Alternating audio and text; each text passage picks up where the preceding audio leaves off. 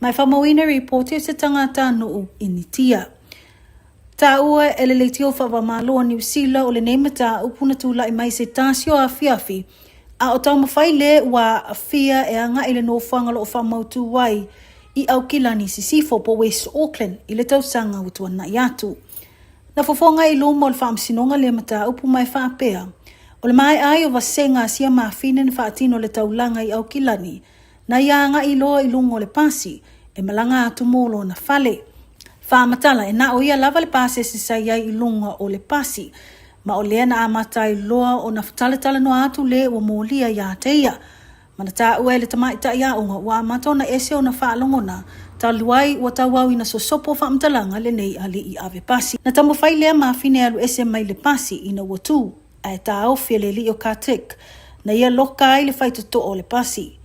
Whaamtalanga le tamaita ia onga ua o ia te ia le fefe ma le pala ai. Ona ua le te talaina le ali ave pasi le whaitotoa. O lona fefe tele lea na ia ioi na I loa I le li o katek. I lona whaatawana watu pe ma whaio na ia songi atu I lona lima. O le taimi loa lea na ese ai loa ngai o inga le o molia na whai atu I sia maafine. O le mau ai o lona avanoe ese mai le pasi lea na ia longo ina I loa leo leo I le meo tupu. I le tu ina mai ai o le whai unga le whaamsino ia Judge Terry Singh na ia na whai ilo ai le lifo o na manatu ma lana whai unga I le moli mau le tamaita ia onga whaapea whaamaumaunga na tu ina atu ia tapue ala CCTV. Pa o Popo Singh o ngai o inga le li o katek na whai lava male mauti noa. O na o lea lava na whaamaunia umawai ngā lona tape ai o moli o le pasi. Ina ia awa nei maua atu I mea pue ata ana whai ngapo o ngai o inga. Na te ena ele li o katek Kamesh Kumau na molianga ona na ia whapea ele ese mea na tupu. Na o lona u lavo le lima o tamaitai. Ona na ia masalo mia o tamaitai o lo ta mawhai ngā oi se tasi o mea tōtino na ilungo le pasi. O lo ta lia nei le whaasalanga le nei tangata ai o whamawina le tuinato le tarusanga le loia le nei ali. Mo le whamawina o le molianga ai le whamaunia.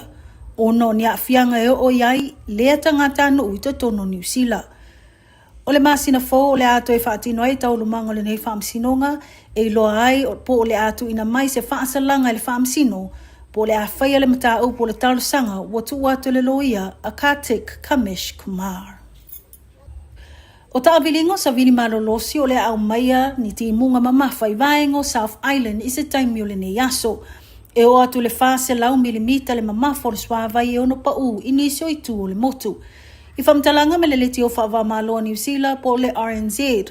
O lo tina mai ai whautuanga o le iai o le tu malo o Tasman I le vaenga lanu moli moti munga mamafa.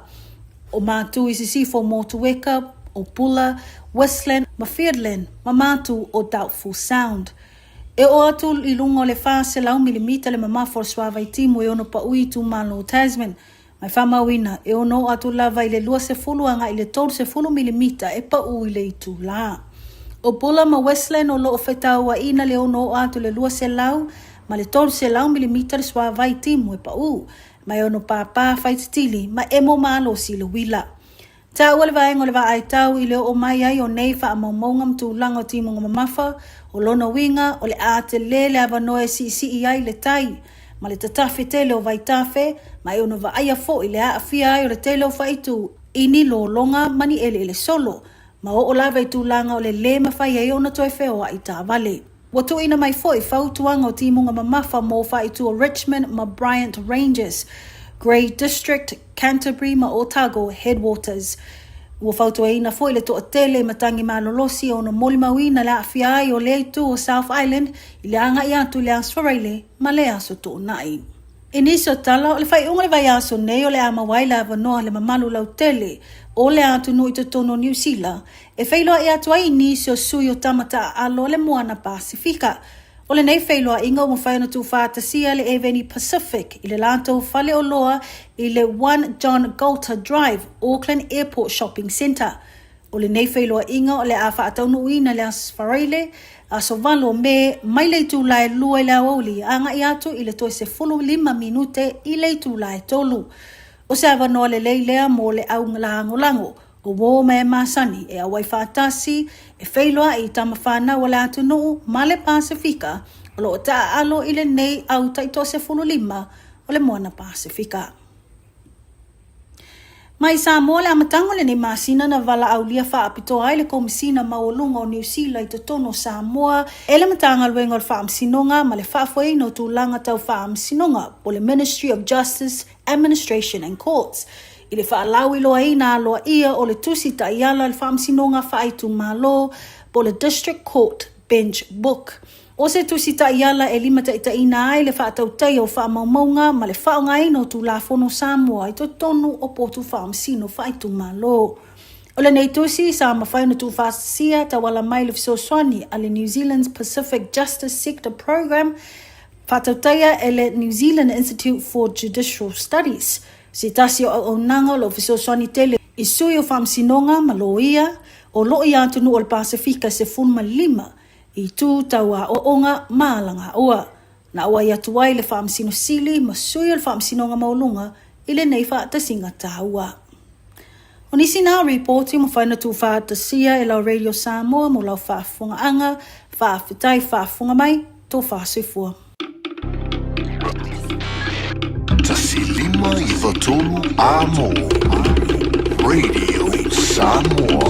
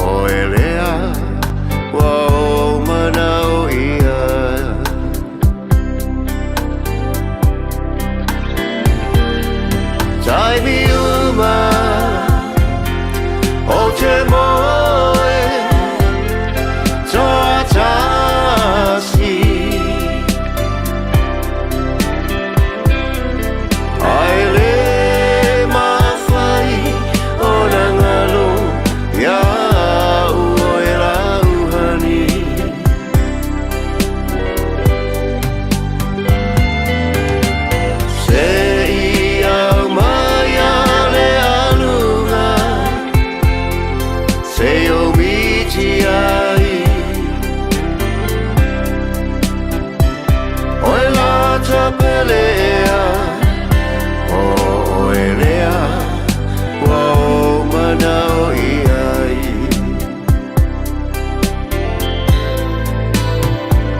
oila ta pelea o elea wa manao iai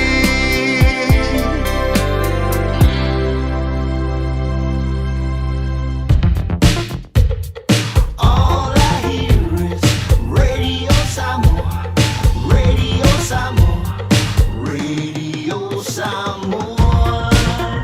Tasilima ivatolu amo.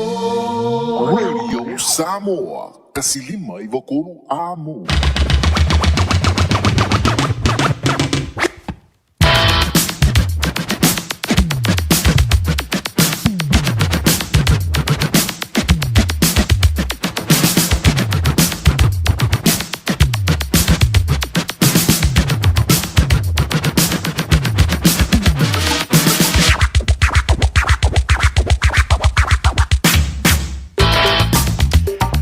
Le Jamie Lola Wanchi le Radio Samoa le diva hang ole so le was full of the family afa bidu to te ni to line lua le dia wo le so lulu la so le tupu la so no le basina o me lua fe lus fun leono o ta to wo le lo fun langa le yo le tua ele vai joan to fa follow suluman ngo fi mai ave o le la e pincha io lo fenga solo I fo ia o le langi le riva hang ole woli au fenga yele tru manga wenga tutu ma faiva no filima e me se vole tampena tu bantua ma ta vale piki le fana wa onga ile teme tu waila onga e pe ona masriai ile tu lai tolu pole te le titolo tolu inisio polisi tonu o auki lani ma ni usila nei ma lo le faiva vi ile lo fo le tu o tanto fil fa ilu mono ai le o tu no ile onga tonu ngale mu o le nifo I vea se momu o le masino me e pe ona tanto savalia.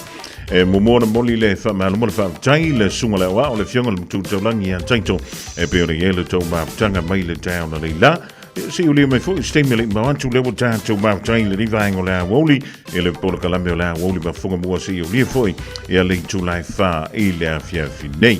Ja, on tampena mai foi leo le sao le fionga yale a tau savema le programme le nganga I fo faiva ja e tumu antu ile tanto programme sani o le manu I fale e pe o le mas ya fio solulu te tasi ja ma fa wo to ile le programme da le nganga I fo faiva se uli le tulai ono ile fia na nei ele fa wo winner fa talo fa malu wantu le fa funga ngal tanto tro ile tulanga pe o le yaile mo tia to pe on tanto fa salanga ja on ole fa le lea o a tātou pou whaasalalau o nei ngā luenga e le mawhai on tau fia leanga e le na o Radio Samoa le whaonga ina nei pou whaasalalau e fitu le lei si ala leo e lunga o le afoi amo o lo whapea leo na motia ta la tau whaasalaunga talo mai le lua vai aso talo ai o lo yele whaambe moe a tulanga le lei le tau le nei vai aso tau ono o tulu vai asfaua mai ai ngā luenga e toi wha le lei ai o tātou pou whaasalalau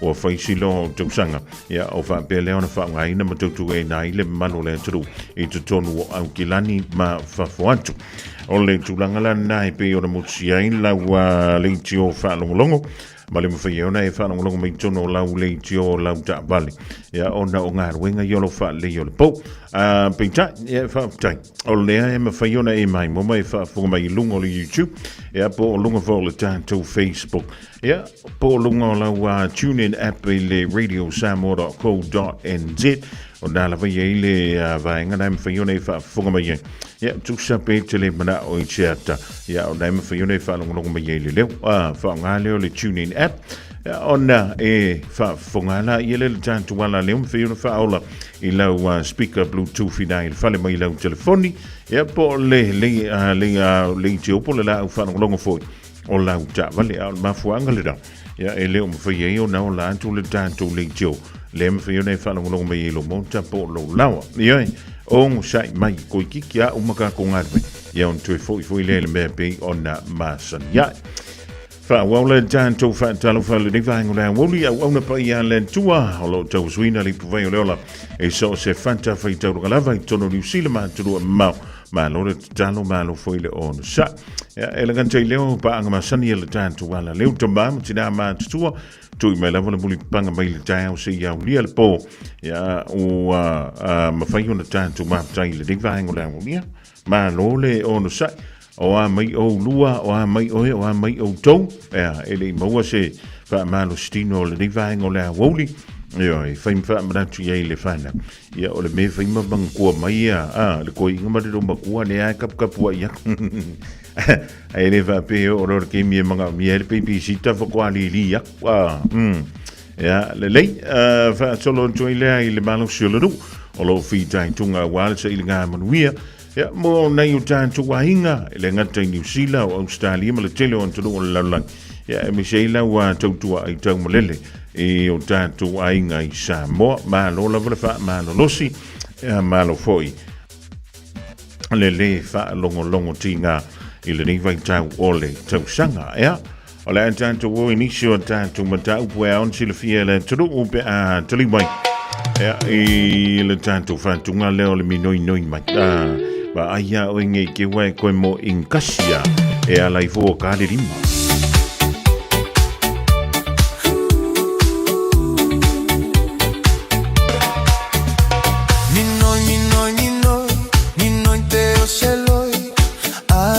Siwa uanga oi oi lo fa ape e ua loi loi suiti sua mali e pe yo se poi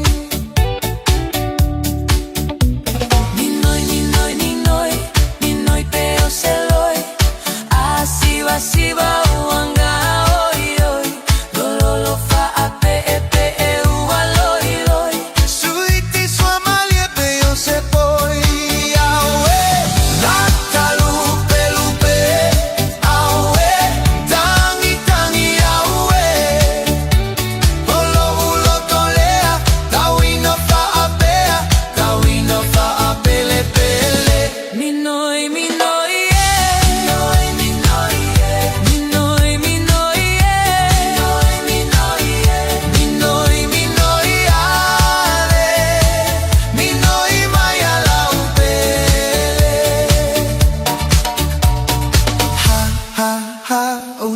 Luina uta imoto o tua lo uo fisa esu e mai so ufa amalu mai nela so ia ente alufa ala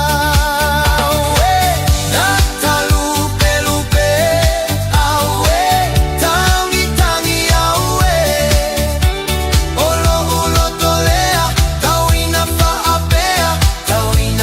apele pele minoi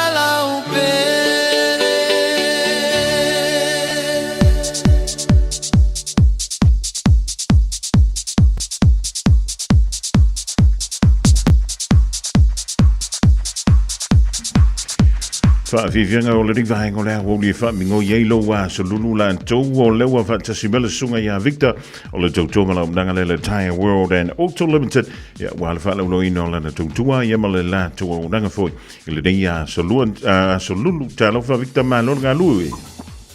Ia, se fua maua ma le nangi mbaro sunga whanga mua i whatwa ni tula re uli malon tai malo tautua tenu.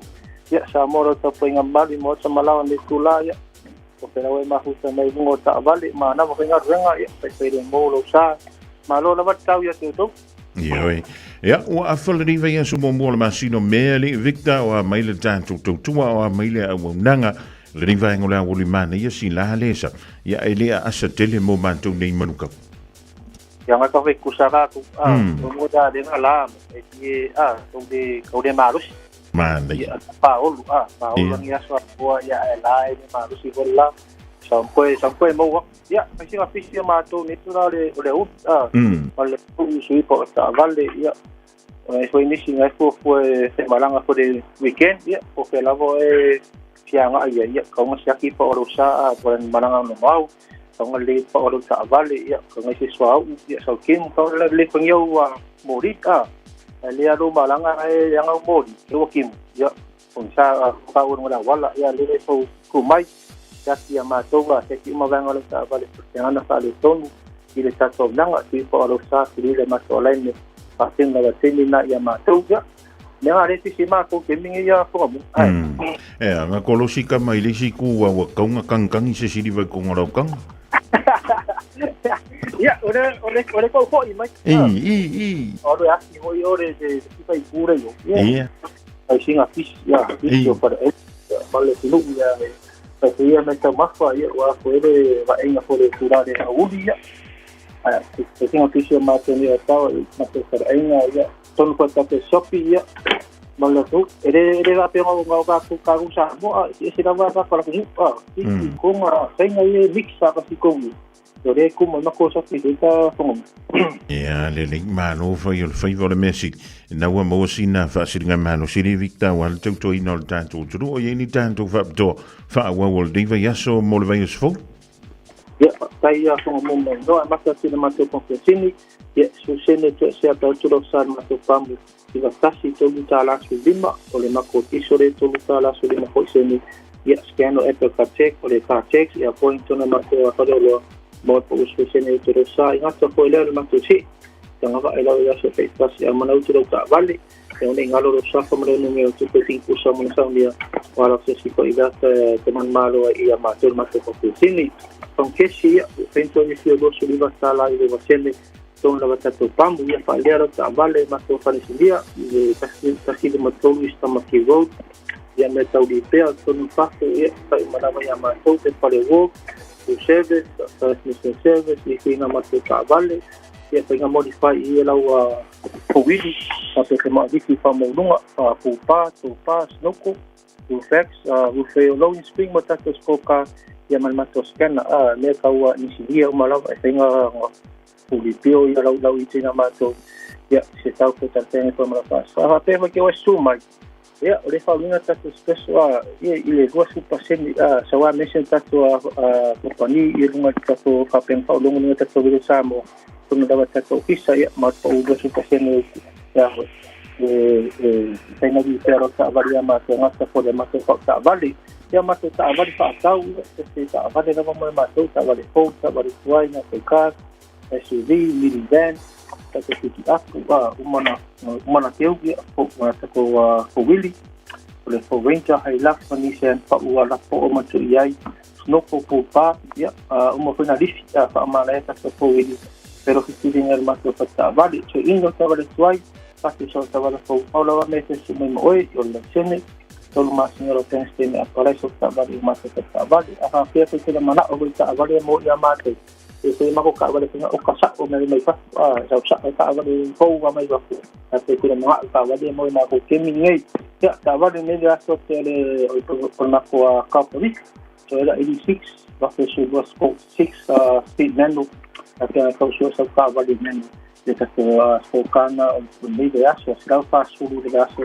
numa máquina na função e sumai gili mais número ole o iwa lu ki fa so lua lu o ma se san o ma to pa le si foi tu ala ole kasi ki suru a pe so ta pa fo po tuai ki me tio mo se sai ka ma to sai sulima e pa sai tu sulua ha do mo se sta vale la va se lang to ma to se ki me sui po fa rusa ele me line ya ma to mo pa ma to pa fo wili ma po ta to pa ma ta to kasi ngai to fitu ya sai to na ta to ma san tu su pasena le se ko se ki nei ngata ko le tato pau i le tato whaipa. Nese tato vere sa mo pe te wa sumai i le tato whaipa i nei lawa i o tau. Ia vidi malmato numera o iwa lupitasi tolu o mo se sosani ia ke te asasi ko dunga mako Facebook ko dunga po mako website i ke maka i mako ta vale na fatawina ia i kuma male mato ring se falai ma ia i ko sai ko mua mo no mo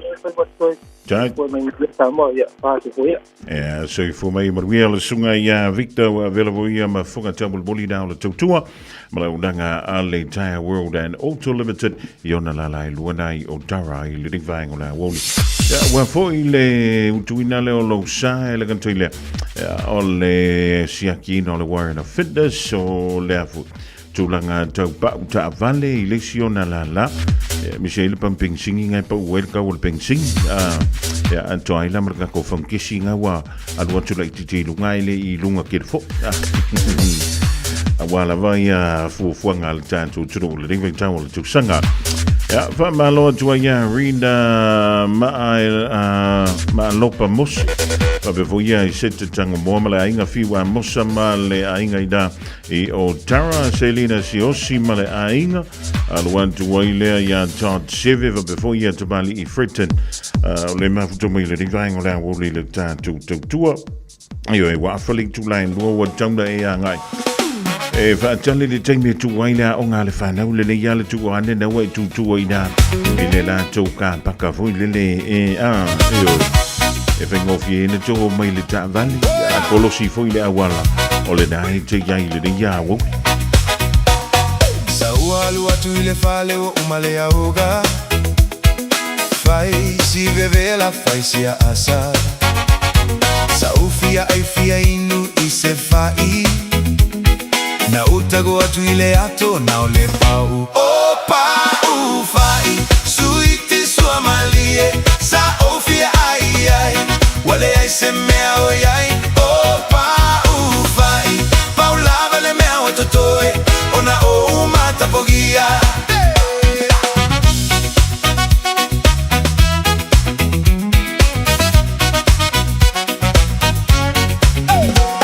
ole apu e malo e nau ai ni fo e ai isi apu suiti isi apu e o oga ai ole fai e lele mo taimi uma na utago atu ile ato na ole pau opa ufai suiti sua malie sa ofia ai wale ai se mea oyai opa ufai paula vale mea watotoe ona o mata pogia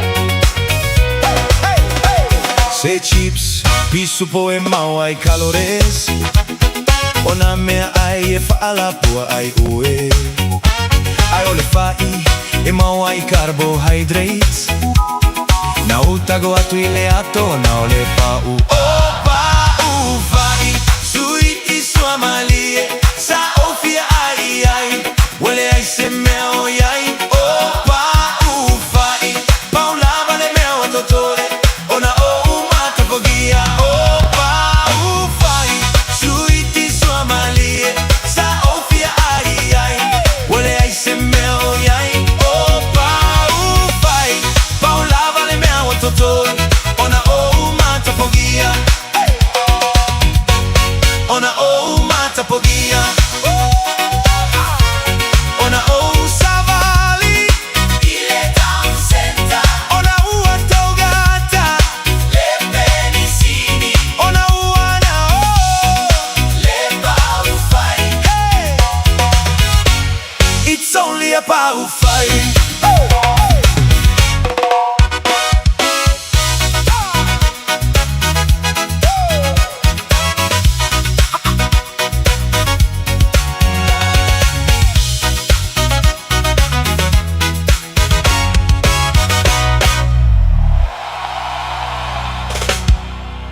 A whaia lo o yaini la pisi e se mai I la pisi maasani. Pei o tau ta whaatekunolosi, o tau ta mamafa, maisi. Awale la foia I le la pisi. Ai tanga I ane I le aucklandcouncil.govt.nz/where it goes. E te sila fia ele no fuangai avianga iai. Tamaki Turuki, all together, Auckland. Hey, don't be that guy or that auntie ignoring a sore throat. This isn't just some drinks and lemon tea in your sweet situation. Untreated sore throats can lead to rheumatic fever. Nobody wants that for their family, eh? Go get your Pepe's sore throats checked at your GP, school nurse, or pharmacy. It's quick, easy, and most importantly, free. So come on, whānau. This summer, take care of your tamariki. Get it checked and get it treated. For more info, hit us up on socials at Stop Sore Throats or visit stopsorethroats.nz. It's tua e lana whānau, ma lātou ta ua o ia o le manuia. E vi ia fo o ia e lana tane. Lo o tina, whaafetai lo alofa whaamaoni. Lo le tu la fwa I o I mātou le whānau. Lo le whaalongolongo ti ngā I le tau singa o I mātou. O fua I o lo alofa. Ua mātou sele ina ma le manuia. Ua lata mai le asa whapitoa a tina. O lo wa vanole nei e te awa lofa I a mama. I se tusi. O le tau wanga ala Radio Samoa mo le Mother's Day o le Native sanga. O le Dear Mama. Paisa tusi I a mama. Po e mai lau video I lunga o le TikTok. O le page o le Radio Samoa ua mai e tape na I le pese whaunga. Po e mai lau video. A o e whaitauina lau tusi. Tu uai maniata o mama I lau background. O le ata punia le tau wanga I le asofito me I le se funu o le tai au. O na whaatino lea o le sei I le afa le se fulu lua I le asofito lava o me. Moni si whamtalanga, rili mai I le tatau officer. Lua ono lua, tasi 5 I vatolu. Lua ono lua, tasi 5 I vatolu. Pe whaonga mai le messenger a le Radio Samoa. Ia manuia tele le asau tina. Mai le pūlenga, ma le awhainga duenga a le Radio Samoa. O e si la fia me e whaatino e mawhaiona e umia I sou fale motu le lumanai. A whai fo i sou fale motu, o e si la fia me whaiona whaatino ni isi o fuafuanga e whaonga aire equity o lo fale. A wane e misiere por kalame o le malu I fale, ia fiafi o soruru ta itasi le se fulu e te aile whaa. O le a e si la fia ai au wala e mawhaiona e umia se fale motu le lumanai, ma au wala e whaonga aile equity o lo fale motu, e whaata waise isi o fale, le por kalame o le malu I fale, ia fiafi o soruru wa yaso ta itasi, se fulu e te aile whaa. Radio Samoa. Taslima ivatolu amo. Ole temlo lo wan sile wa to elus fulu le tolu miru tona tale o link July tolu. Ore fa fongo foi le ia tatu tala mai ia tolu o le Pasifika male la lolangi e pe o ta prenda le e le fel to ia maria mala la to po mari e ma lo fel fiva ma lo flo sai tutu manga wenga pe o nga pantia ia lo o to pe ma lo to malu le ia sululu e pe le von fa na to tu la son nafia fe o nilo was to to io e se fa bon ka wol fa ia ona fa alwan to ile ma pili po ang pili na to io a fe o le fan ia o le mena to na to a posi le ia fa so ina ia lava le tau ma fa mole fana o ka me ki foi le vai kembringi o ama ko ia ka me ki ai filifi e ke fi wale me fa ia kwa kuk ai fa me ka mangali ai ki le fi ai le men e o ama ko ke le ka me ki fi le men al sai mi ya ai de o se mele le ina mo le lan to so i fu ma lo in e alo no ingala o le alfengo lo fa so le divine o le awo ya ke bien mo welo ko ya o le mena pule le tamal lo matua ai awangi o ka ko pi hangerfo i me ia o piti awangi ki we fa pe e manga loi o le ko ngi o le piti e le se me fa pe nga ku pu ko le ku ngi e ko sanga mo ingi la ki a foi le le kampangi ia e ku lo ye lunga malanga interest ia pol tu lui foi le fa popo ia pol ko kongi o ku wai ona tutongi atu lau pi ia no o tu le si masina ia ua e vai a kulpi ia ua makanga kau fiololo i fungu melanga usa wilu o a kule masinga long kolu ua fa pepe ngai foi la vailunga le pi o le melale ia o ngai ona faisa fuafuanga ia amaka kuile so a ke a kama ke kele pe yo le fali ele kise ia alua koila ia le male si mengeko o le internet ia nga ayo ia kama ngai a pe ngai fe lo ka ko finga lu ngai kofa ia ko ngai fa iba lo sfuru mai oe mawar ka o le internet ia le internet ngai le vio mai le va ngai fa fo me bok fiu fa ka dia ku lo ku le via fiu fa ka dia ku le me ai o la vai fa ia le skate kan kala ku ia le internet ia nga mo le finga me o ia nga te le au na nga ai voi me ele au nga ai nga me ai fa nga te ta ile me ala nga te wona fa nga ia a fa pe mo ku le inkongi ia le me finga lu yo le library fa nga le library le fa ia o me ia a fa fo nei te mo mina e lu fa le au ia lu fa le au nga fa ia o me ai le fa pe mo ku si le internet na ke ele wole au dia le sia ele que au dia le ia le sia ai le se me que fa no foi le sia so mo kwa ia no mana ya ole wa fa ilo mai anta to wa fo aso foi io le lo toe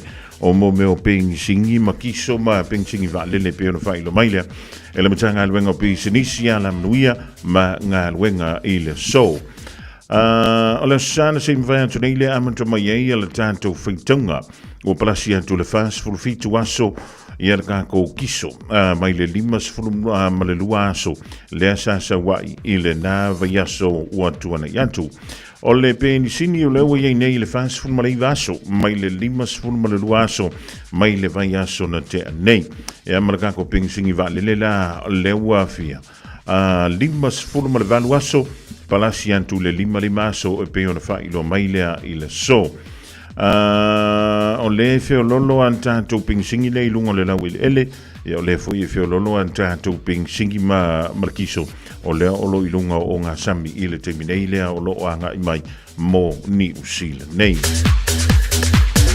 e ele tala o ele na saulo i tua na nei o le fa pe mai ai o le a faia le meka o le test ia pe o le a faia le suenga mo tangata e fia apalaile mo le titeni New Zealand ele tulanga foi le grant a wa mana tua ise a wala mfaione mawai ia le titeni le mo New Zealand ia e fulani sio tanto o le wa fa pe soli ka fiolai o le ala le me o le ama we ja pe a fa pe o le wa mawala u resident visa ia wa man tua ise le resident visa ia ka mai fa kali le lua e pe ko sanga ia ona fo a e tal sanga ile ka ko permanent residence ia po le no fo ma to ton New Zealand ia mo lo no fo ma ile finga inga le lo ia le termine New Zealand matanga te samo po samo a fia mo ile solo wa no fo ma e ma fai lava pe a fia lava la tu pe le so ma va vela unga yoi e fa tumu ma pe po tal sang ia ma fa sangi me ise JP po se lo ia la wa io i la utansa fa ia ngoi alwe ave i te tonu i le so e le ise me vui le ka o se whakarkali mo se kolu kausanga ia po se vatali mo se lima tausanga e pe ona ia isi tangata nu o isi atunu lea maua i tonu New Zealand o le tūlanga le leina mo tangata Samoa pe a whapele maua lau nofomak e maua lau nofomak o lo tu wai au o ia te minoi e whaila u tārsanga mole si seni. Ia, e peila o na wha alau ilo mai lea e le minister lea o wā i whafo. O matai uputau loto i whale. Le minister o matai uputau loto i whale a New Zealand, te matai minister ia Brooke Van Velden. O lena ia whailo mai i le so. A matantu le tausanga fau. Lua whilua fitu. O ila antou le antu star sanga mole siti seni New Zealand. O le a whaia ni a la antou test. Ia pe o le a whaia ni a la antou suenga. E au fia antu ai. Mawhesili. E wha taulei tu la fono uanta ua o le Bill of Rights Act. ia e le nganta i lea o le a fesiringia o e nisi o soli ngā tūla fono i te tonu o le tunu o New Zealand o awa ia te tau e mawhai ei ona e pālonta ia ma me ka o democratic principles ia e le nganta i lea o le tuai ngā whai ngā mālo o le whaatautangi ai le mālo New Zealand ia anto ai ma le malanga mai te tonu ia ma le malanga i whafo atu o New Zealand. Pamaila o le suenga lea, pe a whai a wha ngā ioima a matalia le tūtunga le tūla whono whemalanga inga. E tau ona e maua le fitu 5% o le sao uma o visili. O longo winga ai lalo le fitu wha, fitu tolu, fitu lua. E le pasi lau suenga, o longo winga. Ia e koe whai fui la sisi au suenga. Ia, mai o suenga nei. O le a whaia e a watu tali i antoe, o na e tango le filifili lau tali sao. O te mana tua ile whainga o suenga fui o tātou lai sene avata vali. Ioi, e a watu ia le multiple choice ia oe, o na e tango le filifili po le whea, o le tali na e sao le lei, i lau whaitau. Ea, aluantu waila ia lea o lau whapea mai ai i, o ila tau, ea, o le a whapea lea o na a palaipe tu star sanga, mo le citizen, o le temiling, ia e te sainia le meka o le declaration, e tā ua mai ai, ua e malama iau ma tā whaioi, ia ma vaenga uma, e a vehai oe ma tangata citizen i New Zealand. Ai eila malakala fia, wau te ilo ni o nawa e popole pe a o le teno whamak, o le ke sa haungi e whaila u tā sanga, mo le citizen, ioi, vai, aua e ke popole. O le whamaile talai, o ai tangata tauna whaia lea suenga. O le whamaile matanga luenga leo Internal Affairs po mata upu tauloto I whale New Zealand. O le suenga, mo ila tau, tangata mātutua, mai le tūlantale il whai unga o le tausanga whaulu a whelus maleono, e le mo o mia o na whaia e whanau I lalo I wholta I sfulu maleono tausanga le mātutua, mai le mo o mia foi o na whaia, e I lātou ua ta iono 15 tausanga ma lunga atu. Lono winga, 10 tausanga nga I lalo, 15 tausanga ma lunga atu. Mai o loo sawaila I ma se whamatalanga ta hua tele mo I tātou. O le whapea mai ai. O I lātou, o le maua lātou si tseni pe tau si tālo sanga, o ni tangata sa moa.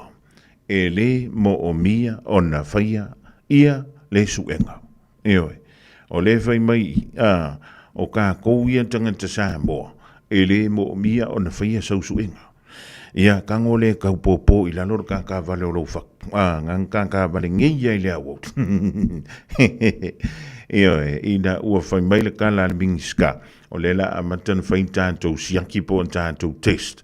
E se I test ai takantai e fia ave matangata sit senyo New Zealand pe man malama I le ave hai oe matangata sit sen. Ia o se kala fia ngā mo I ka kou le ngi vaenga o le awot. E le o la ave hai tātou tonu I le ka kou test lea. Ia po le suenga le whaia pe a fia ave oe matangata sit sen. O le nei a tunu o New Zealand. E maanga ia ngā kou. Ia ngā o isnga ka uma. Ia amtatu I se aso o le tausanga fau lua a whelus malfitu ia o le hawa pēlea o na whamaruina ai ia le tūteunga na le tūla whono o mea tau si tsenia maua mai le grant ia o kāko o le koanga o I ke uska I ko la whongo o te tonu o le nei anturu ia mai e koanga ke whainga luenga ko kongi au la whonga ko kongi au piri kausino wa I ngā alu le loko ia ele ama se mea la e pole I fua I'ma taste it talo sanga on the tattoo I've only talo si o nga luenga ma se si ne I love fai mal fai te nga lue mal fai tau talo no fa ta si mai e manu ya I me uma I fight with my passing it to my mata. Ava I used to boss if it money me your mata. I want if I mango kolokila no le time sa ope over my love pay I le bali o lo mana o. Tikile so pe ane I sana lifi. Fau to ya anko pe a fi si fi. Ia e lima foa I laula nisi Ma o tu fa Samoa ale au ingilisi. Let's go. Tatou, ta fai famalo, famalo losi, chopili nei aso. Au mal fa ai i tau safia. Ia moa ile nei ngaluna sana vi inga. Tatou, ta fai famalo losi, chopili nei aso. Au mal fa ai i tau safia. Mana wa fifia. Moi. Awole fusia ile masola falo. Ole malo si ele se failo. Fa malo si tai tita le si moko. Falo ile le ya posa sa uta oto. Awa. Tu si pasi sa ile ile ngaluenga. Olo ngalu e fuia I lo tongi. Sa ile pole so singa luenga. Ele ole tu se pasia ole tango te whamaoni. Tatele to pole ni tatu se pasi. Tu sa penu tili ta whapalani. Ata whamaoni atu ile tunu tima whi au masani. Te ea e tu e tangi. E umane ua yesera tu masati ni le ami. E manu ye ina lo nei e toi malu ye ina langi. Tatou, tau fai famalo losi, tau pili nei aso. Au an fa ai I tau safia. Maua ile nei ngalunga sana vi inga. Tatou, tau fai famalo losi, tau pili nei aso. Au an fa ai I tau safia. Mana wa fifia. La mai ano afai ua yo o no tongi. Sele longa lui mal fa maoni. Fa te ala tau la on fai leo fuanga ma bana tu Samoa I lau fa somo se fa moli. Fai lau singa masani male oli. Toi te foi mana vai so I loli. I say yo foi la ile aso tongi. Fa tata fa uma au fa ai la mai foi sama songi. Au ai te ai ina ne se oli. E se tu se apu ai fa ali mai pa umoli. Mawalo la unga luenga ko anga I kakalo. Loko mawalalo au ai ke chiki e fa alo ko anga I fasili ma vavela ua. Au ai ke popole fua o I se mea. Au fai ngā luenga lai le vale. O lai loa mai o le ngai ke pase e o ngā e se le so enga lo pasinga. O le I mawalo pi. Le fai o lau tax. Ai le I maua upepa. A e usu mai e relax. Waka kau o ngā pase me malo I low pack. Sau pack, ship. Au e te ta fau. Vai oi I tuli le usu mai tai au. Pack, ship. Au e te ta fau.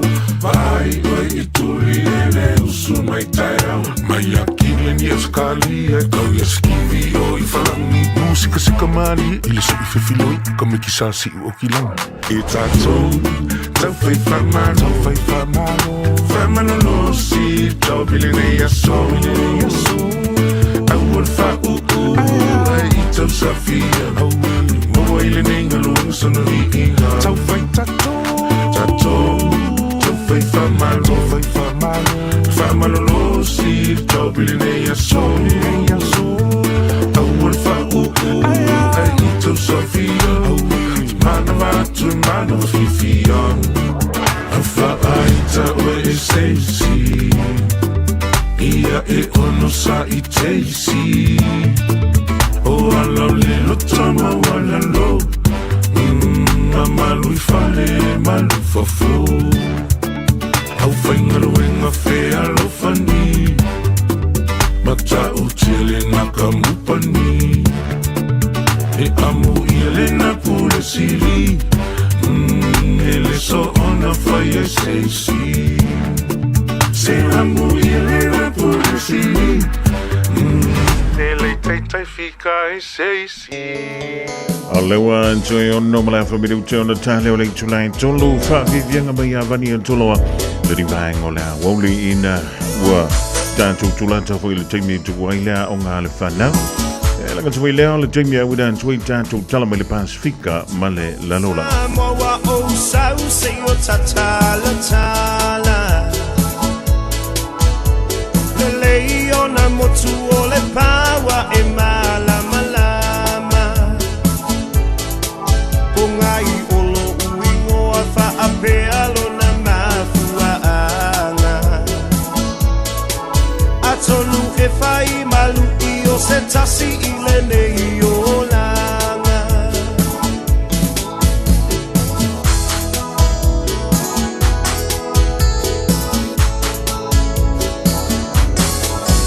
tasiva malulima e te upea ilo uanganga amatanga o le pisinissimo se la asanga oloa male fale aeta ufie matai manatu ile malosi langona ile vai vai mapumaiti na ole olanga Samoa utele fatufua o setala Polonga e tauma faye atina e Nau nau ia maua selunga nai Atali ile anga leunga Lea ise ono sai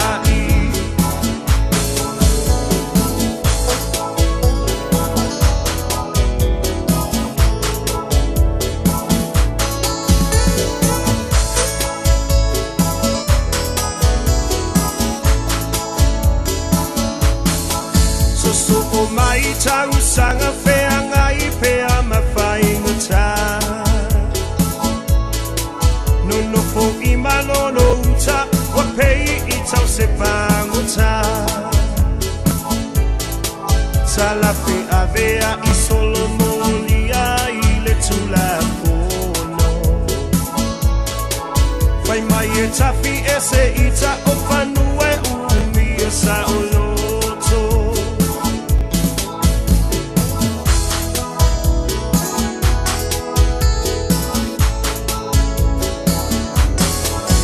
Pena faana tinati inga uta ole puiai Elangona ole fefe a o Yesu na ia tai tai Tasiva maluiva mapui maota o taupau Ai amata le tanu finau ina ia mautu Maiti na ole olanga Samoa utele fatufua o setala Polonga e tauma faye atina e Nau nau ia maua selunga nai Atali ile anga leanga Lea ise ono sai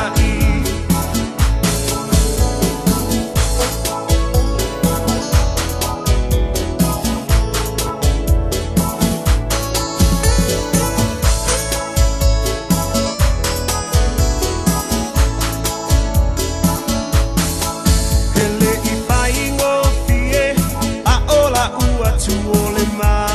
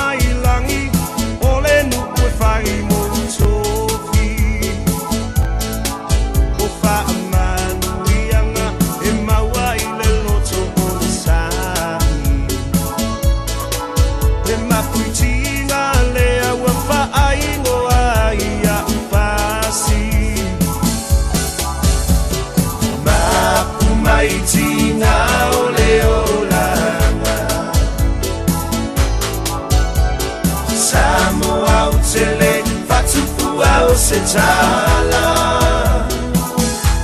Polonga e tau mawhai e atina e Nau nau ia maua selu manai A tali i le anwa leauna Ma lea i se o musai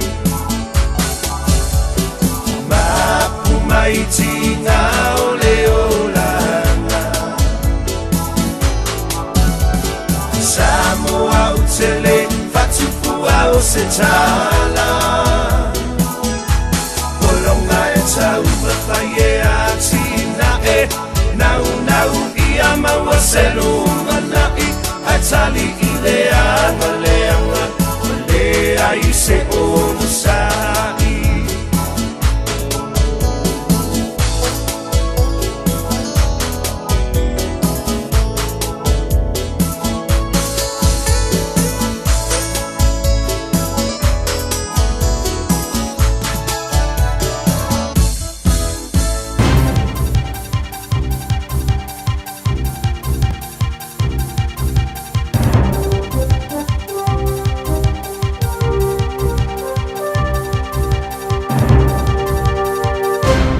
Malona soifua whatan whatu se whapoponga le nei o talafou a le radio Samoa mo le nei a Salulu. I di potira tamai le CNN i le mata upu le vau Amerika ma Iran, wa whainua i le whairau tusi o Amerika Marco Rubio o le operation o le militari a Amerika na amata mai a Februari wa mai anei. I e ta wai o le vaenga wa awe iei wha mua Amerika i le teminei o le toita talaina leo feo inga i le Strait of Hormuz. Ma whaidua fo i Trump i le rawa ripoti o le ata ofi mo le Terminator Project Freedom le sa fuafuanga i nei le Navy e taita iane ma whaasino wa wha pisinisi i le Strait of Hormuz se iwa aipe i se marienga e whaia ma Iran. O li poti fo i ia wa whaidua ai o i Beijing nei le Minister o le vai whafua Iran o Abbas Araghchi mo tana noanga ma le Minister o le vai whafua Saina o Wang Yi. Whai mai o vai aso o tōna i sa wherua i ai Araghchi e awa ina mai le lango whaava malo a atunu u ma le tau mo whainga o se tari o le vevesi ma Amerika ma Israelu. O Saina, o se tasi o pāanga wāwara lata Iran, ma nā tau te whaatau o fo i le suau o mai Tehran. O lo whatau wa ina fo i se malanga Trump i Saina e whairoa i mare presidene o Xi Jinping. O saunoanga muni nei a Trump e whaatatau i a Pope Leo the 14th na ia whaeroa ai o le wala awa le pope mō se whire mu i sa e tūtotonu o lo whesoasoani ai i a Iran.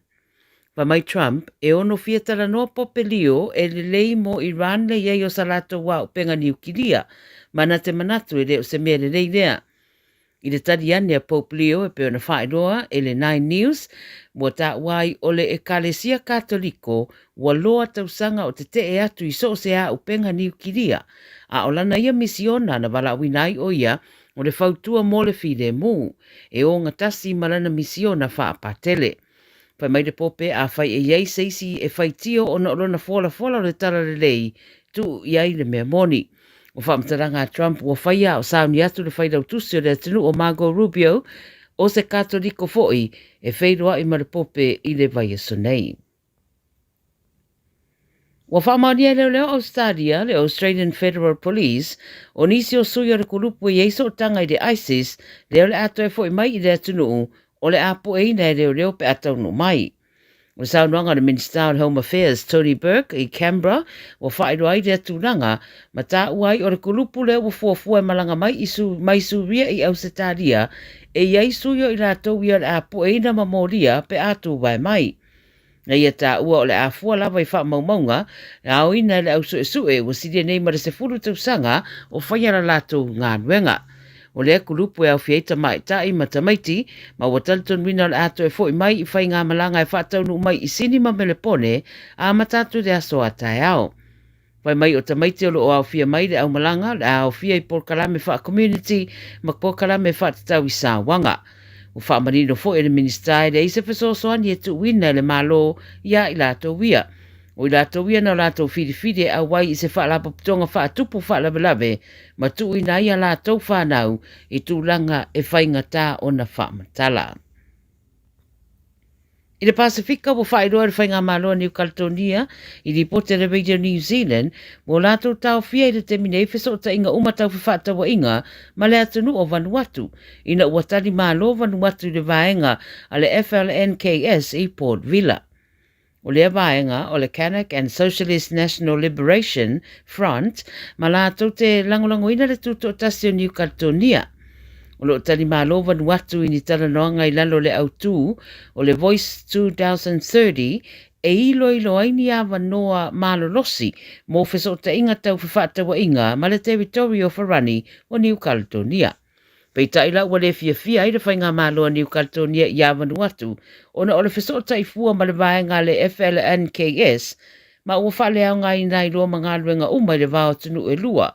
Whai mai le malo New Caledonia e fōringa, e manatu le malo Vanuatu, e siri atu le talanoa i le FLNKS na i lo le malo. E leo ta ua se tali a Vanuatu i le neima ta upu. Tala mulumuli ma le atu Solomona, o le stofu le vasa nei i le atu Solomona leo le au suai le fono le palemene, e ilo ai le lafo le whatuatuaina, whaasanga i le ri palemia o Jeremiah Manele. Pa mauni mai le mauta o palemene le tio fa maro New Zealand wa mai ona tu ina atu le ofisa le fono tusi i fai pule umo le fono o le au suia i le afarei le taiao o le stofi. O le tūranga la tamai leo le mata upo le palemia ma isi sui o le palemene le ana ave i le whaamasinonga ma tu ina mai ai le whaai unga i le vastaruai wa te tau na wala au loa le fono o le palemene le manui ai ma le apiri le palemia i le whaamasinonga o piri. Whailoa le komisina o leo a le atunuu o Ian Maivaso e le isei tu ai leo le mata upule nei ma o le a wha o pia fo i la lato o nanga mo le atunuu e pei o na masani ai i le tu tau le puinga. Tala ia le video sa moi le nei aso ia manuia fo i ngā ruenga ma tiu te o whenga iai ma le atunuu.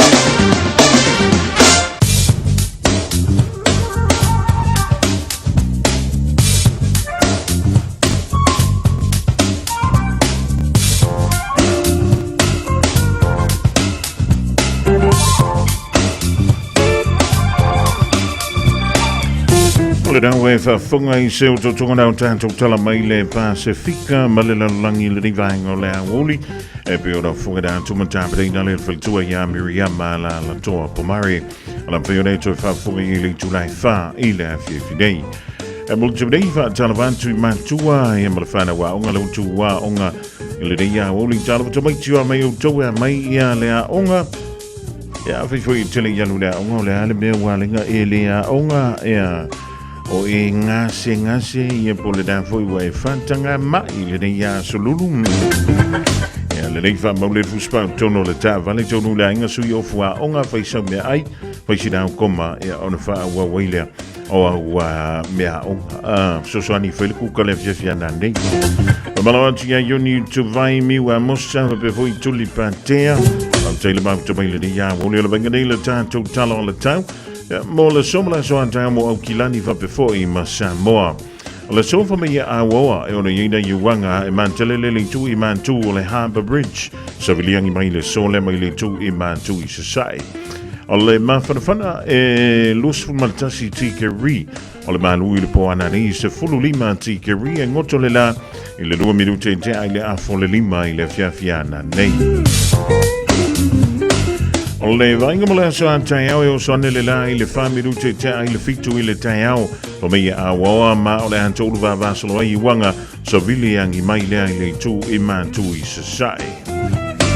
A talafa atu i loa le ning vainga le a wauli e po le ning fwoi teimi le fiafi a inga woma i masani Samoa ma lo ngā rue ma lo le whaiva vautai ia le whaafunga mai le lunga o le tātu wala leo le tasi ono tesi ma le tasi whamoa le Radio Samoa.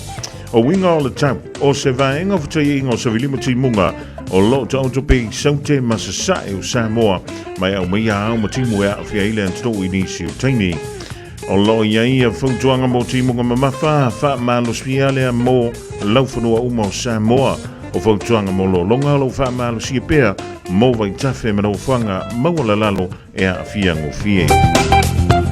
O le venga mo le sofa mai e tolu va vasalo ai nei timu ma e mamafa e papu i vaenga mo lulunga fa pena i wila ma fai tili e ono iai o le venga mo a te au le a tolu va vasalo ai nei timu. o le tulanga nei pe o le winga o le tau le rivaing o le awoli pe o rangu ni mai le official va in tau molo sila fia Radio Samoa. Taslima iwatolu. Amo. o le wa iwa mala familia chau chai le tulai tolu witness mapusua mala inga vatala fatunai Brisbane Australia mo jomala o le mafuto mai le rivaing o le tātou tautua malo le ngā lue malo le whai o le whaiva malo foi le on sai wha wau pia lau nofo e kia i ale vela o le mea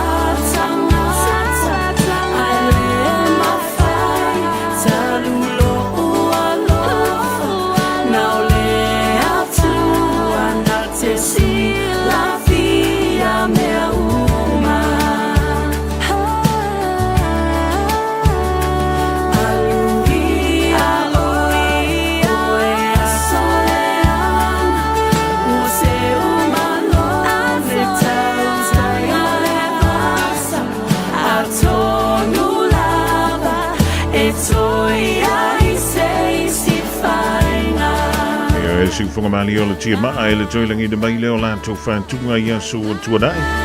Tala whāntu i le whiunga ia toi lolo sa pati sei pandi. Male no whanga e tausi ai le soifu malolo ina o tamauti na mātutua. I dai longo I polotu. I fusi sa fotu la whai. Malo le ngā lue malo le whai whai wa tala whāntu I foi. Leo whai ngā lue ngā atoa e misi tamauti na. Leo whai ngā lue ngā pa I a le tua.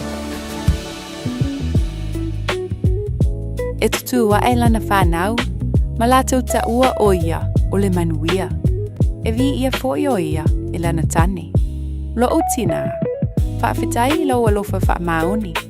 Lau le tu la whaai o I mātou le whanau. Lau le whaalongolongo ti ngā I le tau singa o I mātou. O fua ia o lau alofa, ua mātou sele ina ma le manuia. Ua lata mai le asa whaapitoa a tina, o lo wavanole nei e te awa lo fai ia mama. I se tusi. O le tauwanga ala Radio Samoa mo le Mother's Day o le native sanga. O le Dear Mama. Faisa tusi ia mama. Po e mai lau video I lunga o le TikTok. O le page o le Radio Samoa ua mai e tāpena I le PC whaunga. Po e mai lau video. Ao e fai tauina lau tusi. Tu uai maniata o mama I lau background. O le ata punia le tauwanga I le asofito me I le sefunu o le tai au.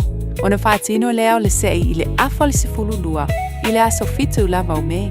Moni si whamtalanga, rili mai I le tatau officer. Lua ono lua, tasi 5 I vatolu. Lua ono lua, tasi 5 I vatolu. Pe whaonga mai le messenger, a le Radio Samoa.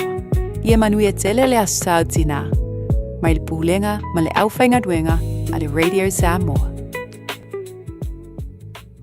Via maua sosa Omega ka Ia maloi moa Omega ka Sagale tau mofie Omega ka Fili mai loile Omega ka Omega Cars, lua selau Cavendish Drive I Manukau. Pole telefoni o iwa lua fitu 5 tasi lua. Susu mai Manukau ne Omega ka Malole Casey Omega ka.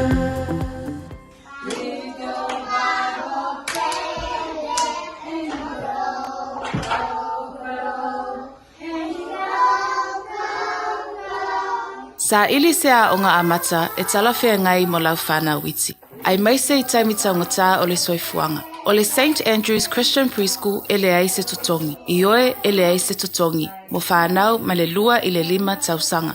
Ta tala I le asonga fua I le aso wharaile. Iwa I le tae au, anga I le tolu I le afiafi. Vili mai loa le St. Andrew's Preschool I le o iwa, lua fituono wha 5 tolu wha. Lua fituono wha 5 tolu wha. Toa tusi se Fulu Valu Station Road o Tahuhu.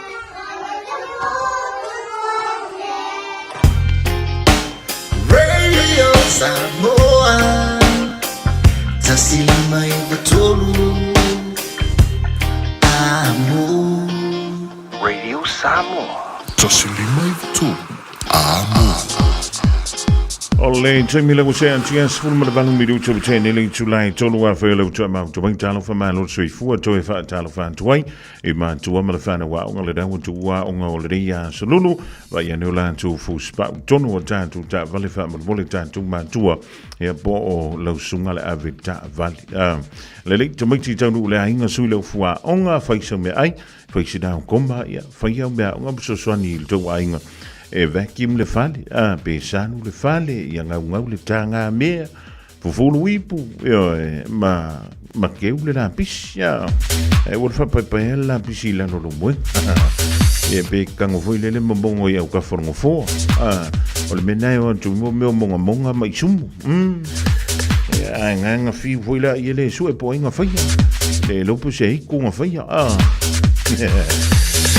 Adicina tanto Fabio lo fa beleona fa nga solo il tutua malaunanga alle Casa Beds and Appliances walava ya le dofsil fia fo il paia malo tanto true ma le tuola Casa Beds and Appliances lo fa nga solo il tele o lanto pa ui seti moenga seti no 4 o TV telefoni ma le tele o loa wha ilo maina e wha whonga le Radio Samoa le ni wha salonga e maua isa me alo wha mele casa Beds and Appliances.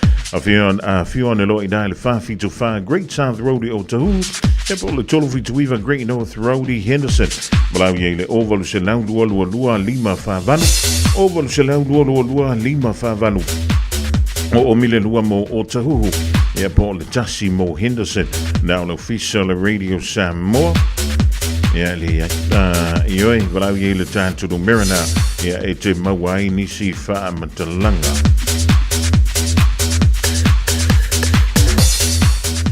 Malay tātou whaalinga mulimuli au re ngalo le tauvanga o le Mother's Day e whai mai ai. Ia sau tusi ia mama o le TikTok page o le Radio Samoa. O le ye le pese wha o ngā e pue mai ei lau video e te anga wa ai le se i e whai tai au. I le afor se fulurua i le awauli. To e paune i o lau awanoa. A ye ni sili wala umai le tātou fisa i le lua o no lua tasi lima i watolu. Lua o no lua tasi lima i watolu. Ia e te maua tuai i anisi o whaamtalanga e whaataulea e le tauvanga na mole a society na e pei ona o le a whai wina e le aso anta au mawhai e lewa le tātou se i lea e le aso anta au. Nisi nao tātou whalinga lau tonu mai lau fisa le Radio Samoa i na ua luse fulu ma lau whamiri utela mutene li tu la e tonu. Radio Samoa. Taslima iwatolu. Ama. E whaatala whātua ia Rachel Sifa mala inga i nai Point England, Glen Innes i le rivahango lea woli. Anto ai ma whaafawina tāni elu mala inga nai o Tara. E buto mala vale mafuto mi le rivahango le tātou tautua. Ma lole o le sai, ma lole wha ma losi. I ngā luenga fo i e pingi o na tofi i eilo topa ia. I titi pe tele o le wha maonia i ele me bitusili na o na tāu. Tamama tina ma tutua. I e si kako pepese mai la.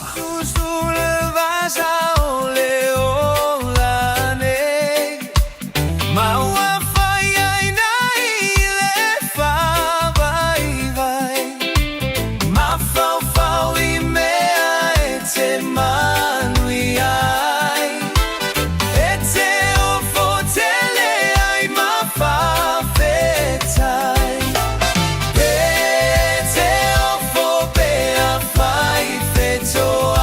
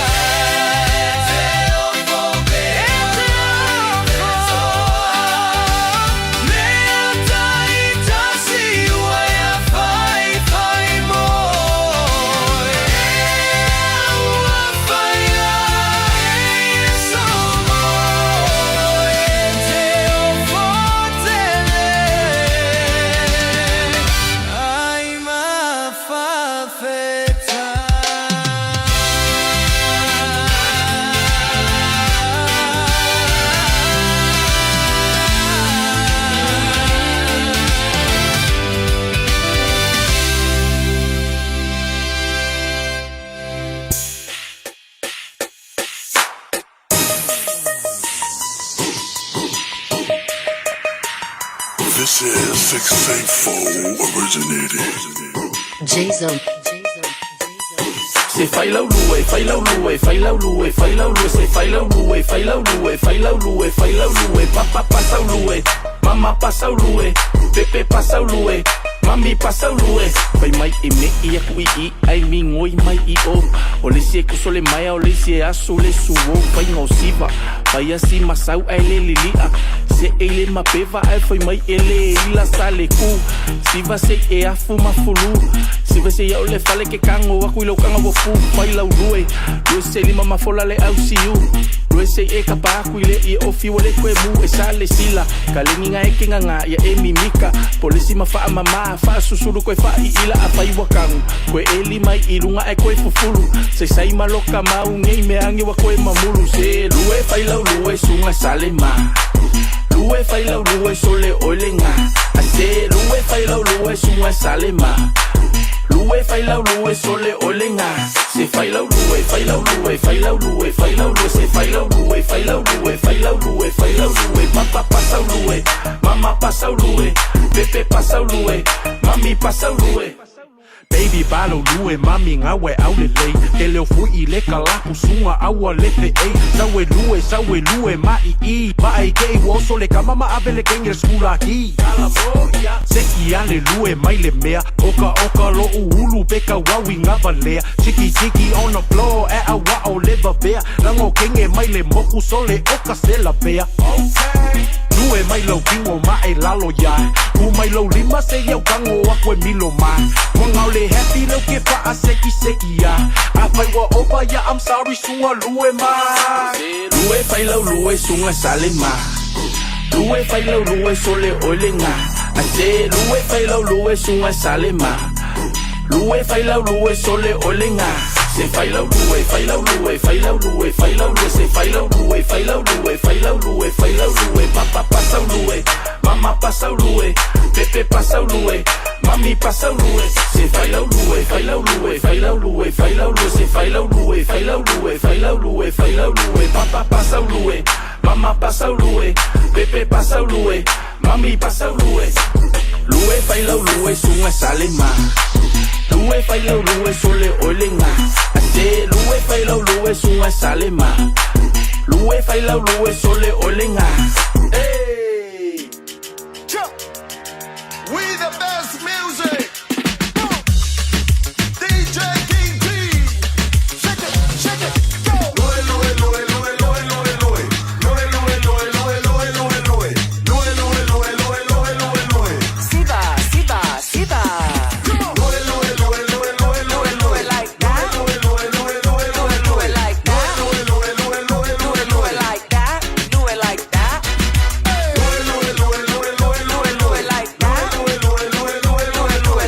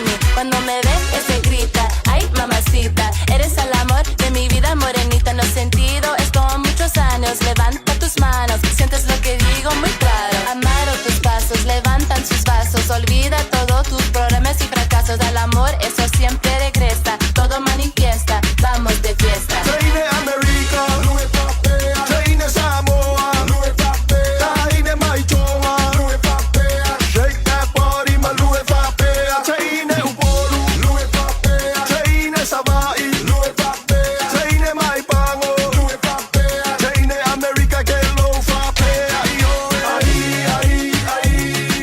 Siva, siva, siva, siva. Siva, siva, siva, siva, siva. Get low, get low, get low, get low, get low, get low, get low, get low, get low, get low. It takes two to make a thing go right, and all I need is one fine feeling tonight. Got my game tight, head right, chin in the sky. Got a bag overseas and I'm ready to fly. Hey yo, universal freaky, freaky reggaeton. It really doesn't matter, homie, where you come from. The rhythm make you move till your legs get numb, cause the kick drum makes one dumb, dumb, dumb. Bet you when I finish we gon' be on the floor with your hands up screaming we want more. Gotta make it pop, DJ don't stop, we need an encore. Tear the roof off the truck, kapoof the back door.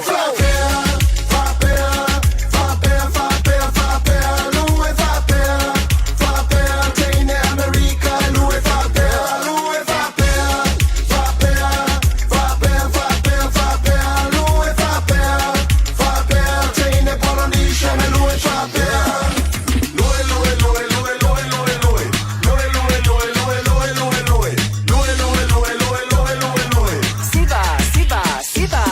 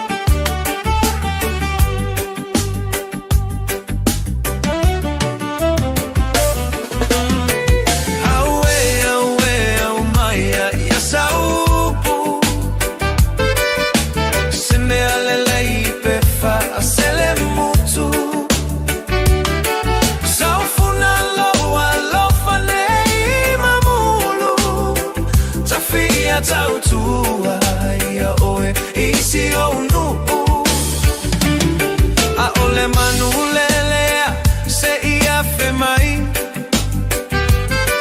se i pupuni le mala uali ai mai ua goto le fetua wale le mama motu si alo upale ua mota e ao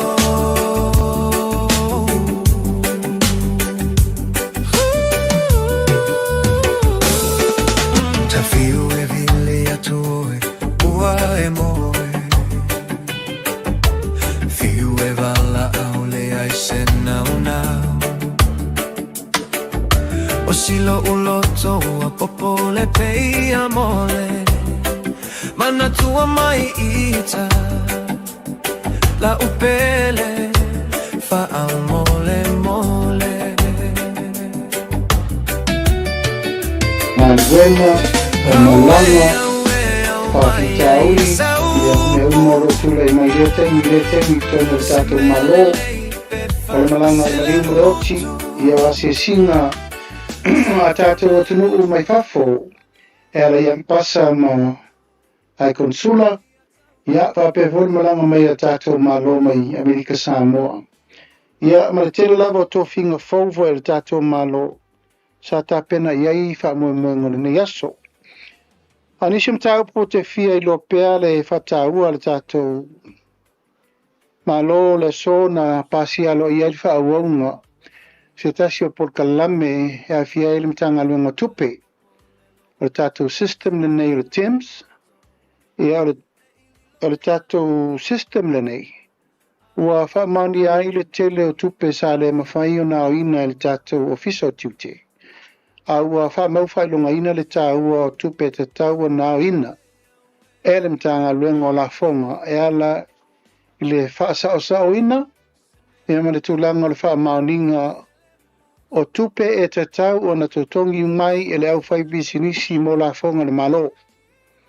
Mai talu mai nā mata le nei wha moe moe ua mai ta wina le tūlanga o tupe mau wha popo. Mo le tātou malo e ala I tupe ma la fonga totongi mai. Le sola na tue wha maoni el kabinete le wha wina o le nei me whenga luenga system. Mo le silima tau sanga. E le la loifolo na tau ma le tasi tesi ma le wha tupe peretania euro. Ia mai wha tu saina masalo pela lata le 5 miliona tala Samoa. Pe tu sa le tasi tesi ma le tasi por tasi tesi ma le lua I le tau sanga. Le tupe e wha alu I le monitoring. Mo le vava aia o le nei system mo tato. Ia lo tato mo le mawina o le tupe o le lave wha tupula ia I le au ino la fonga ma tiute. Ia o lo ta oto I le va o le iwa se lau I le piriona. Tato tupe le tuli le tato tala wha tau o le tupe le ta pena nei. Rono winga e tau na wha awau nei ma ta upu taua. Mai wa iai fo I le susu engar ma ta ngaluenga ma le malo. O lo iai ni ngaluenga tau na wha leia. So mai tau ina pea iai nisi o pisinisi e le o a ngai whainga wha vae ma e le o tatao I le 5 taitaina I le mea e tatao na iai. O le apopo inga lewa ia le tātou tunu ma le au wha tau tono whale loa. Ia tā pā Sauli City po o le a lava lau wha tau e whai. Wha tau e a matatu lava I le tāla e o I lunga le fia se lau tāla. E tatau na e tā pā li City rina. Ma li City rina. E wha mau wha ilunga inai o sa o le tau o le loa. Ma lo wha maoni tulanga li potina o le o loa a ngai mtanga luenga o la fonga. Ma o ina e mawai so ta inga wala lata o ngā lua whatasi. O tangata whatau ma le au wau la fonga le tātou tunu. E lau le so na pasi alo ia e mta upure nā le toi whawawina o le tātou TIM system. Nona lua hua pasia e le tātou malo I le so le 2 miliona whao popo. Mo tonga fitinga ale soifo malo loina. Ina o mai ai le sfuru montupu fo I miliona sa whatatia I lalo. O tātou tera le tupe le tau wha umanei. O ina e tau mai ai le te le lava.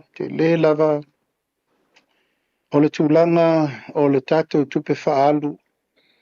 I le soifo malo loina e ala le awina atu o tātou tangata mo tonga fitinga I atunu o mao. Mai leo mamare va ai mta upuni nei. Iai wha mo ngā lue puno wai pēr mta ngā luenga. I le tūlanga siri mta le whengai I le pui puia nei le tau tonga fitia. Mai wa pasi alo I el kabineta le isi tino I tupe le nā e wha ua wai si e mai anu tala le tupe pa wha pēr leto o tele I tātou tangata ngase mo la winati whafu. A le maulawa ia I a sa tātou a mata I le whale mai tasi I New Zealand. O lea ua lua, tolu whale mai. Tala les whale mai fiti.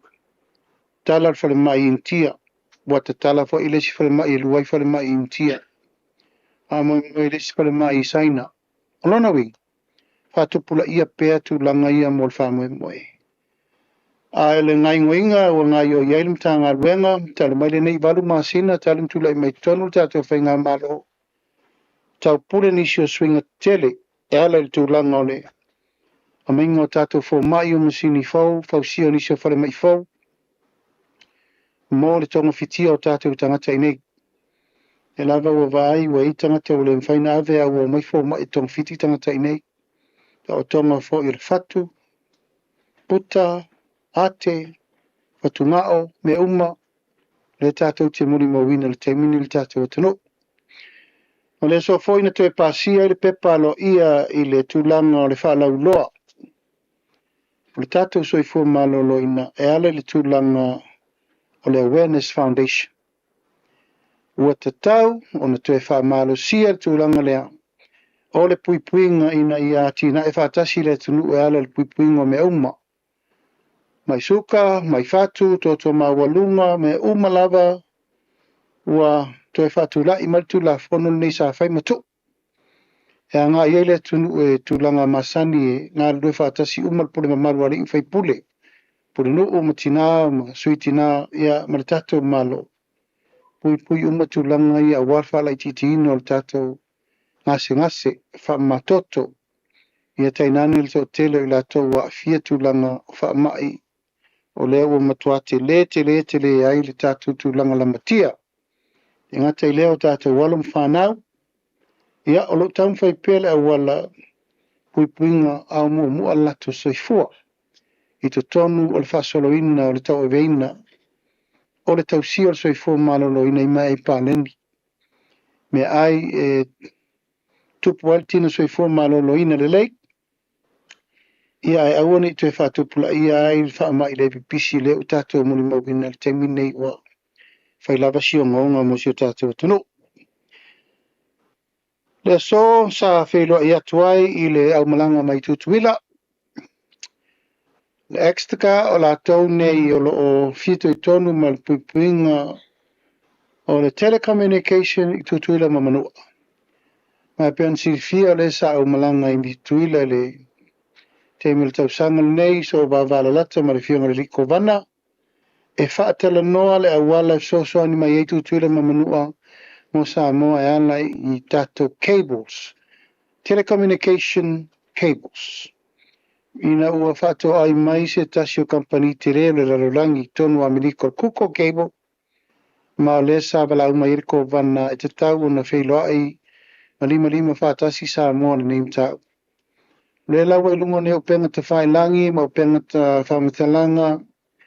Le awala ua whaa tūlanga ina e ngā rue whaatasi ai e le malo Samoa, ia mene malo Amerika Samoa. Ua whaa tūlanga ai le awala pito i sili o na lelei. E whaa ngā i mai ai, ia le whaa manuianga lai Amerika Samoa, ia tātou nei. Ai te au mala mori mau lo te oto i tono Amerika Samoa nisi o waia malolosi o sota inga. E anga isa o mai lava i Amerika i Hawaii i Amerika Samoa. Ia tato. O le tato ta milo atu i Fiti. Tato Toyo, Southern Cross. Tato tau nua isi mga ala esesi. Ia ona fata tato o le awal paipa le tato te mana mia tato o vave le lei. Iam tau ngofie. Le sola le na mātou whelo iai ina wa umawhatal tanoanga. Ma le extra Amerika Samoa, ma wha mau whaelonga nai, o le a ngā lua whaatasi Samoa e lua. Toso mai ale keipo le mai Amerika wai tutuila tātou. Le whaatulanga. Mai le tele o Sosani ma mea uma. Ia e tawala mai le malo Amerika. Ma tasi lef so swani. Ono lo tato fai paanga man malo Amerika. Ia le ngata i lea. Wha mautu i nai, le tato fai ngā whianga inga i le ato Samoa. Wha mausali iai ma tato tara noa le awala pito i sili na rei. E mawai manuia mo malo i lua. Ia, o le sofoi la nafi sa fono el kapeneta i le tato komiti o sisinga fua. Ua ta pena tato wa amata ai fufuanga whai e ala le tau pulenga mō le tato si Singafo. Pe ana nafi fo i a sata tala lo i ale liki kirikiti. Ok. Au toi vaile le to tele le liki sa moa. I ngoa sata le toi whalongo e iaso.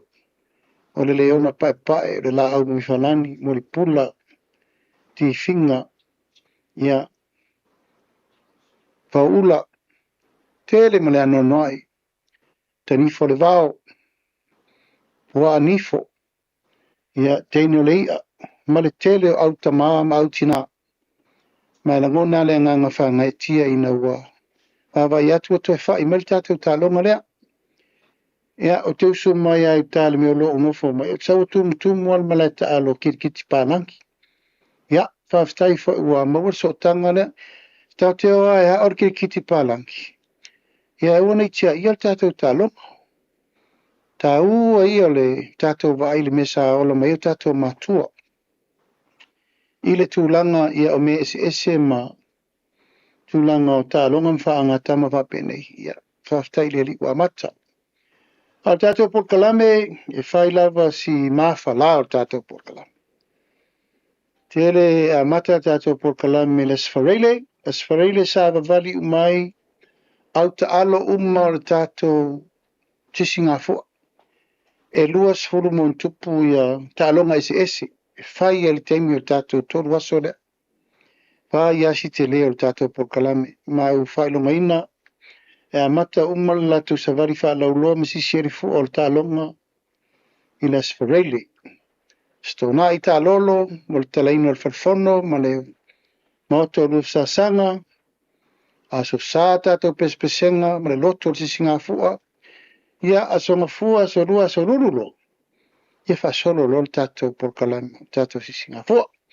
Paulava le swinga, le ia i te mire nei, ua le mawhai o na awai mai ia sa o tutuira mamanua, ina ua ta oto whaatasi nisi foi o lato fufuanga sa tau pule mo le nei masina. Oio lea, tātou lava i o le valauria.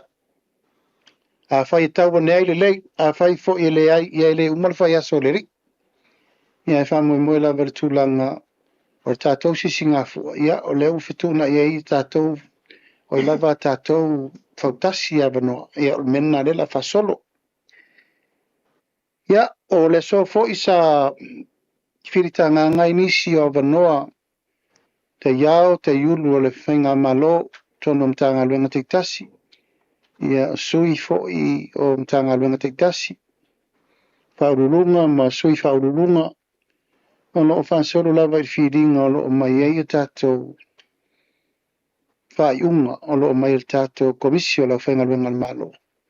Ia matu inatu le tūlanga whamoe moe ina ia wha maonia loa al kāpeneta. Ia maamata ala tau ngā luenga. Mai tawina fo i le neiva yaso, ma le neiva yaso tuana iatu le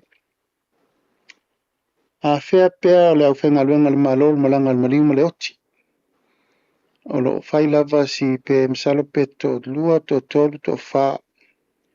Ia le pa ia fo i maluma malu o e sa whainga luenga, ma o lo whainga luenga pea le tātou malo. Venea vanua watu alfa mai senga i ainga, anau, ainga poto no malanga le maliuma le oti. Pasia fo el kāpeneta, le malanga atu, nisio whaururunga le tanga luenga. Sisio manga, ono se tasi fo i o le tātou au whainga luenga le malo nā alue si ngase ngā maliu ma lae lango mawini usila.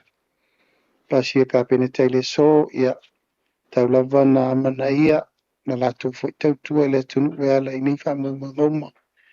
Ma o lo wha solo foi inisio tūlanga i lato foi inisio sa a whea le malanga al maliuma le oti ia a o tātou whenga i e pēr. Toi foi nea wanoa tā ua e watu alfa mai senga ia malwha mawhanwhananga ia inga i teitua lua mwhanau o lo o a whia le tātou whamu moi. O lo o whasolo ngā ruenga le tātou whanawhau tua, e ala lima sutasi i tu malo, i ona vaenga ese o lo o whasolo i pere tu umar wha muru i nato tupe. Al tātou mta ngā ruenga, tina mta mai tai muli nek taimi, a whasolo i tulanga umma mole, whatulanga ina lava le wha awa wina. O le tau tua ma le wha awa wina le tātou poloketi o le atina eina, o nuu mai tu malo, tonu le tātou lima sutasi tu malo. Mai aso nei foi ia, na malanga alo i mai foi nisio ampasa ma tulanga hoi komsina sa whela i foi ma le ampasa le malo Belgium. Ia, pensi fia i nā tonu foi le iei tātou ofisa tu tonu. O le tasi o malo o le foi tātou whai paanga, me le tasi iwa fitu lima. No iei foi tūlanga le lei o tātou sotanga. Ia ma me uma whawa malo, ia na o mai mamuli mai tusi. Alo ia ila fionga lea malo, ia ma whila i tūlanga alo ia le vai fafo. o lo whaatula i lato ofisa i Australia. Ia, ma le whamoe i se teimi whaatu whole lato ofisa i ni Samoa. I whole whamanuianga le sotanga wawala lata. Ia, me se fwoi tūlanga o sota inga i mawai fwoi tātou tangata whainga alwenga.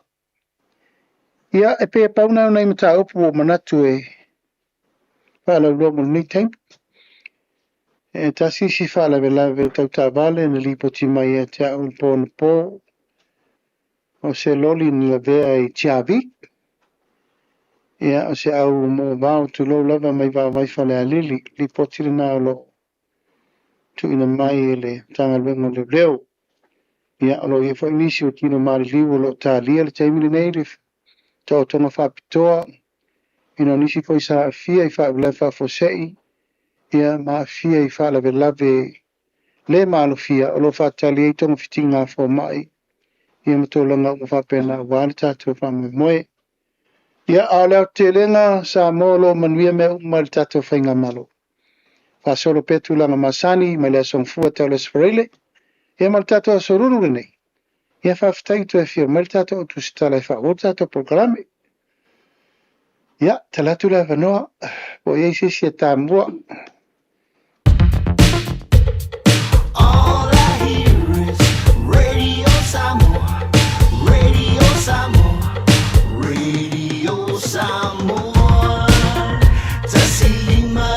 Tolu amor.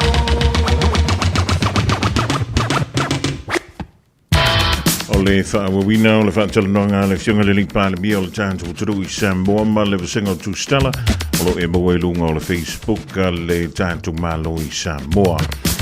Ua tawurunga tui nama se tautua mo e Samoa le ria sa lulu whaatang mo le tātou mautanga.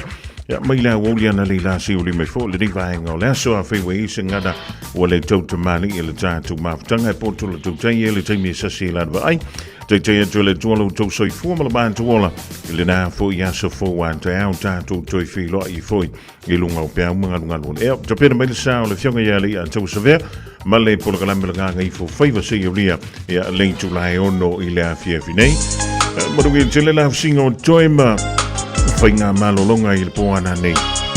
O le awhianga iei malo utupa ia malo utuma mal. E langa tau tono New Zealand Samoa. Ia whapea fōi ia le lalulangi atoa.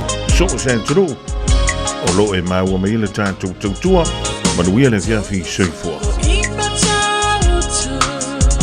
Male penisula mai molino. Le tai tu pito ia pia. Si o utau langa manaya E fe pula fi mai le sau O ata uma o fetu o le lani E sulungi ia umasia uhani A o masa vali vali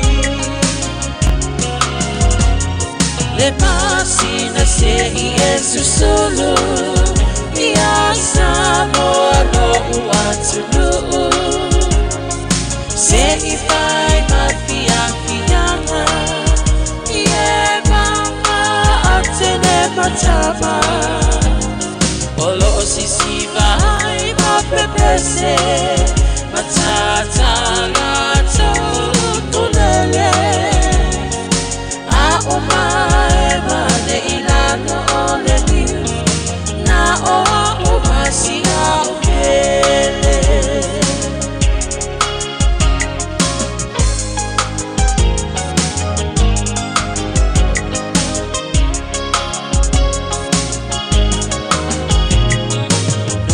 Nofo imama pei Lesi tau langa o Samonei Ai mana tua pea o upolu O le ingole a osu o motu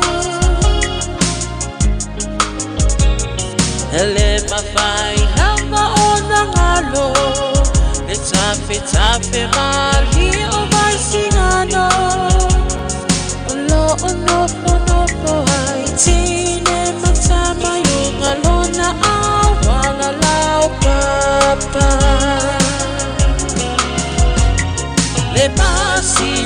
i Yesu solo ia Samoa lo uatulu se i vai mafia ie banga atene matama olo sisi vai mapepese matata la tulele a omae mane ilana oleni na o umasia ubele